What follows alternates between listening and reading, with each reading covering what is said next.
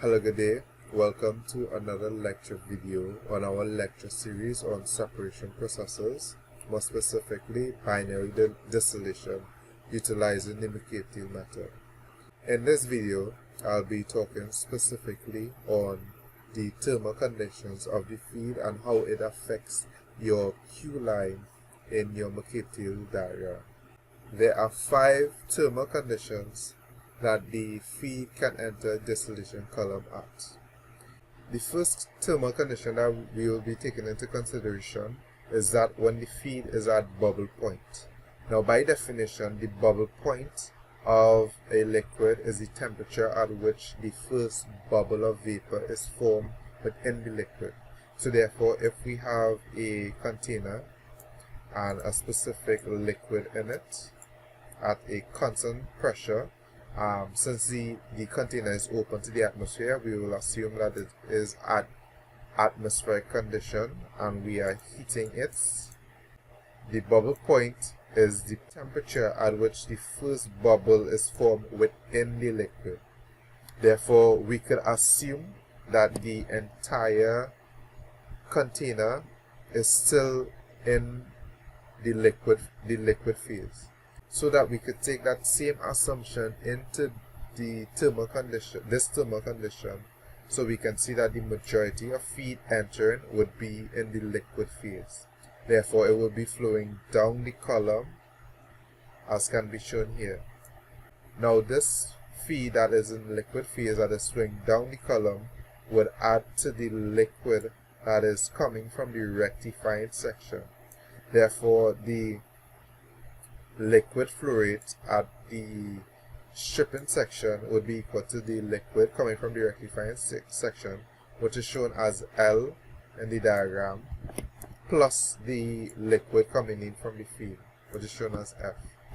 The vapor that is flowing from the stripping section would be equal to the vapor in the rectifying section, since there is no addition of vapor within the system, because the majority of the feed, well, all of the feed that is in its liquid phase.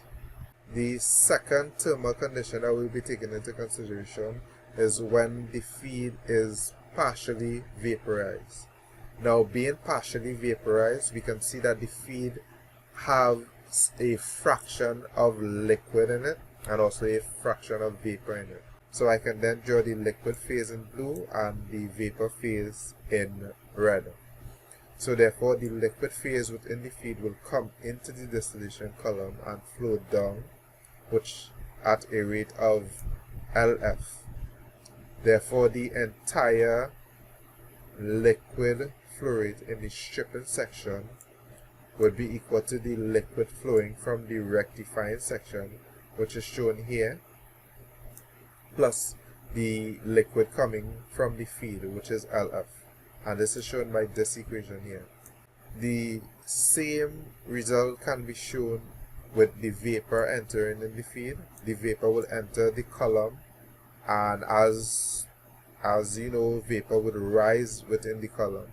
So therefore, when the vapor enters, it rises and it enters the rectifying section of the column.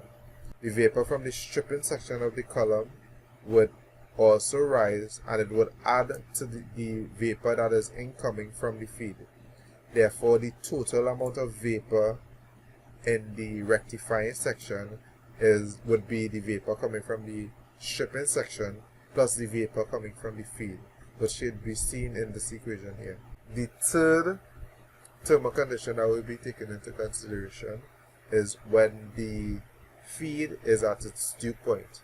Now, the definition of its dew point is the temperature at which the first drop of liquid is formed. Therefore, we can say that the entire amount of feed that is entering would be in its vapor phase. So therefore, as previously shown, when the vapor enters the column, it would rise to the rectifying section, as can be shown here. The entire flow rate of the feed that is would rise to the rectifying section. the vapor that is in the stripping section would also rise as it normally does, and add to the feed that is incoming.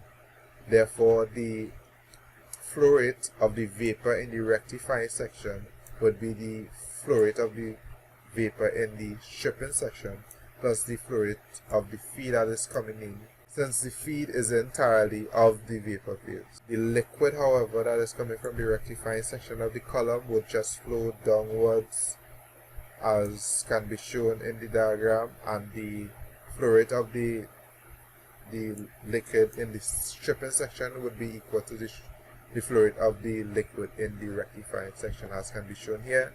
L bar is equal to L. The final two thermal conditions that we will be taking into consideration are when the feed enters as a subcooled liquid, and also when it enters as a superheated vapor. Now, when it enters as a subcooled liquid, the entire feed is in the liquid phase, and the temperature at which it enters is way below its bubble point temperature. So therefore, when the liquid enters, it, as usual, would flow down the column. However, because the feed is entering at an extremely lower temperature to that at its bubble point temperature, it will cause some of the vapor that is flowing up the column to condense. Therefore, we have a small fraction of liquid being condensed and will flow back down the column. Now, we also have the liquid flowing down from the rectifying section past the feed stage and into the stripping section. Now, we can assume that the liquid flow rate in the stripping section is more than the liquid coming from the rectifying section plus the liquid from the feed.